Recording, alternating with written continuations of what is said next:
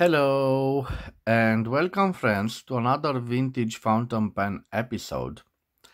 This time I have for you a quite rare fountain pen that you can still find in a specific zone of Italy. We are talking about the Turin zone. A beautiful celluloid and its name Maryland.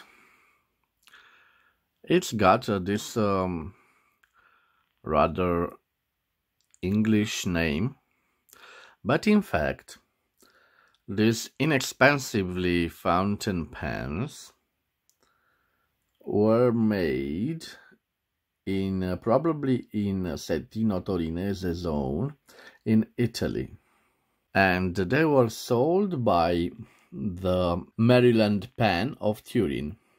They are quite beautiful. You can see this beautiful celluloid. Those who are from the second part of the 1940s are button fillers or piston fillers. But you will see that this has an interesting filling system, and I will show it to you. It's called the type syringe filler mechanism. You simply push this rod and you fill it with ink by pulling this metal rod. You can see that this was affected in time by rust, but it's nonetheless is still functional. So because I found this fountain pen with this interesting syringe filler system, I believe that this is a product of the late 50s or the 1960s years of production. These were inexpensive fountain pens made by the Italian fountain pen industry, and the most common examples are white and ivory fountain pens intended as communion gifts, religious ceremony. Okay, usually the nibs from the late 40s fountain pens were marked Maryland and were either gold or steel gold plated. But this nib, you can see that it is a warranted nib, wing flow and USA. And also it has a number 4 that it is barely visible. I believe that in the late 60s, when you know that there was a fierce competition from the ballpoint pen, also this inexpensive fountain pen manufacturer had to adapt its production to the new rules of the market, and they stopped making their own branded nibs and purchased or had a contract with the warranted, which made these nibs in USA. On the back, we have a plain feed, and I don't think it's an ebonite feed, it's a plastic feed. This fountain pen is quite interesting, and I will show you to you how easy it is to disassemble it and to clean it. But first of all, let us look at the design of this fountain pen. You can see the barrel.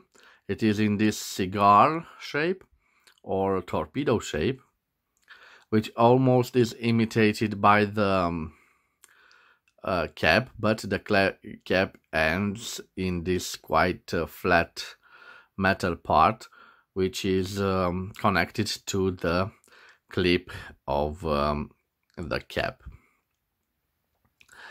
And for this reason, I have prepared for you some, let's say, short history lesson. Here we have a famous American Schaeffer's fountain pen. This is a flat top, and I believe it's from 1928. It's a white dot, so it means it has a lifetime warranty by Schaeffer company. So this was the trend back then in the late 1920s. And you see that the Italian fountain pen industry was influenced by the trend of the Americans. Here we have an Omas Extra from 1932, although it hasn't the flat cap and the ending of the barrel, it isn't quite flat. It resembles the Schaeffer form, and it has similar characteristic with another firm, the Wall Eversharp Doric from that period. The next step in the design of fountain pens in America is this Schaeffer balance from the 1930s. You can see the ending of the barrel and the cap. It is in this nice torpedo shape. And also it was a great influence on the Italian fountain pens. Here I have a Verbana made also in this zone of Settino Torinese, so near the Turin. And you see, from the 1940s, you see this is quite a cigar shape, a torpedo shape, quite similar with the Schaeffer Balance fountain pen. And the only difference between them is this is a button filler, which was quite common in 1930s and 1940s Europe. And this is a lever filler, which was very popular in the American designs of the 30s and on of the 40s. Let's look about the latest Verbana fountain pen. And this is a design of the 1940s. And like I told you, I believe that this is a fountain pen from the 50s or early or early 1960s, because of the filling system, which is a syringe filling system, and of the warranted American nib. You can see that the length is quite similar, although the Verbana is a little bit longer than the Maryland, but the same ending of the barrel. So I leave this aside. And now we are ready to see the fountain pen in detail. As I told you, these weren't expensive fountain pens. They had a friendly price, but they are still beautiful because of this nice looking shade of the celluloid material. The cap is quite plain. We have a band here, and the plating is gone. The clip, let's see. It is a nice springy clip, but not so springy. The end, I told you, it hangs in this metallic jewel. On the barrel we have thermically imprinted Maryland, as you can see. The cap unscrews, and it reveals the nib that I told you about. And I promised you that I will show how easy it is to disassemble. So the barrel unscrews, and it reveals this filling system. And of course, if you hold it like this and you unscrew it, you can see that also the grip part unscrews. And this is the syringe type filling mechanism. I will put this aside. And we are left with the nib and the gripping section. So it is quite easy to clean and to disassemble. Let's put it back. It's easy to put it back we simply unscrew back this part, and we make sure that we firmly close it because we don't want any spillage and the ink to spill. Okay, I will close the fountain pen. In the same time, on the screen, I will leave the measurements of this fountain pen, and we will prepare for the writing sample. So let's put the other fountain pens aside, and let's see. For this fountain pen, it is a green fountain pen, and I think it deserves a green ink, and I have for it a perfect ink, a Pelikan 4001 brilliant green from 1980s, I believe. It is a vintage stock, and for me it is the first time that I try to fill a syringe filler, so bear with me. This is my first time. I have prepared also a small tissue.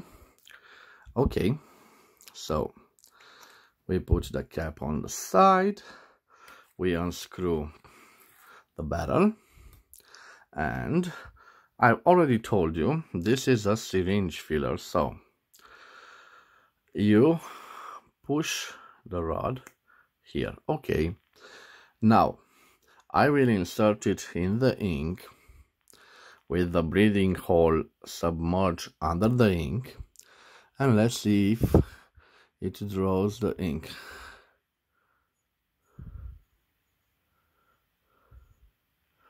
Okay, you can see that it drew the ink. Okay, let's leave the excess ink here. Use a little tissue and clean. Okay, let's remember to close the barrel, but also, very important, close the ink bottle to avoid the little accidents. I'm quite excited because this is the first time that I try this fountain pen. Let's see if it posts. Okay, it posts, but I don't want to screw the beautiful celluloid with the little micro scratches, so I will leave the cap aside. Let's give a little zoom. Okay, and we have here a Maryland. I have here a Maryland celluloid. Oh, I think that this fountain pen has a little problem because of the ink spillage. You can see those stains here.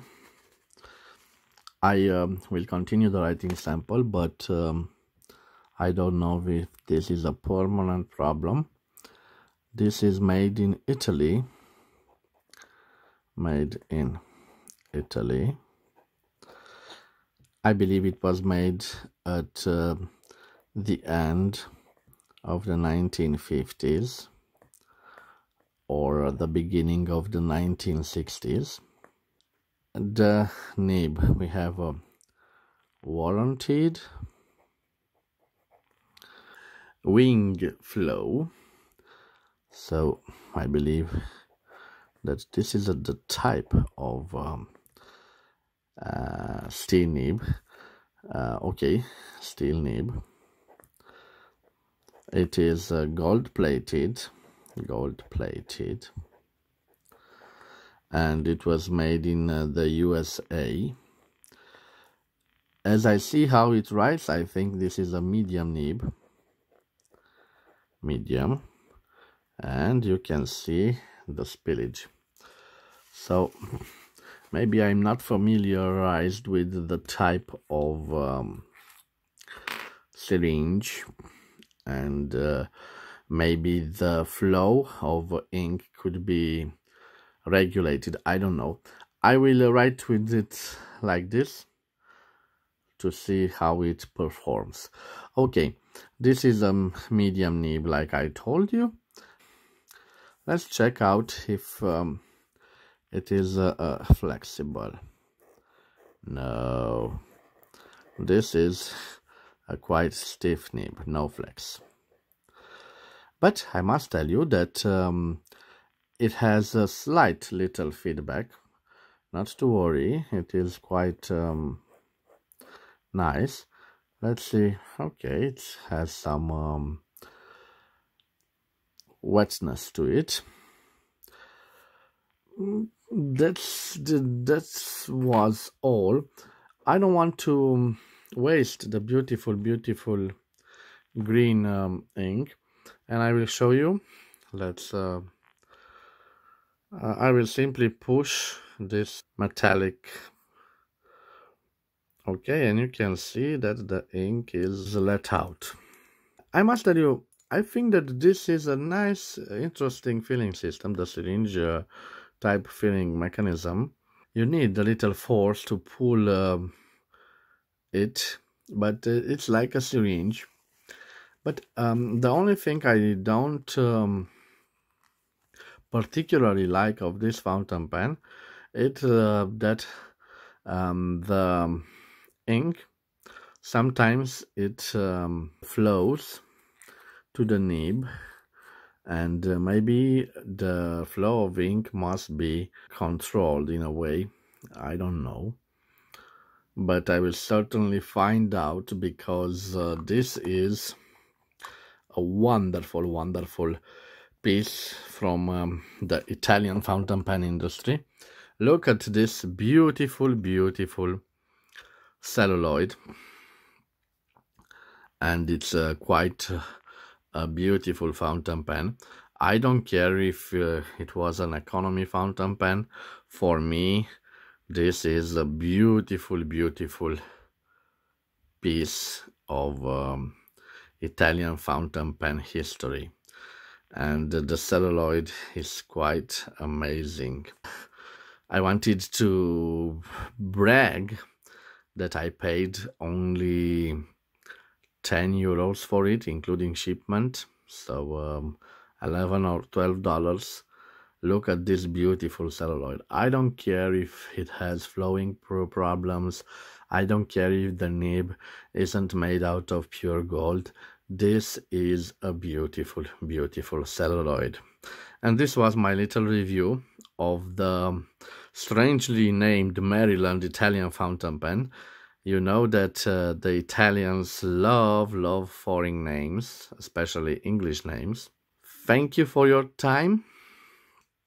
I don't know if I have a little ink, because I want to wish you to have a nice day.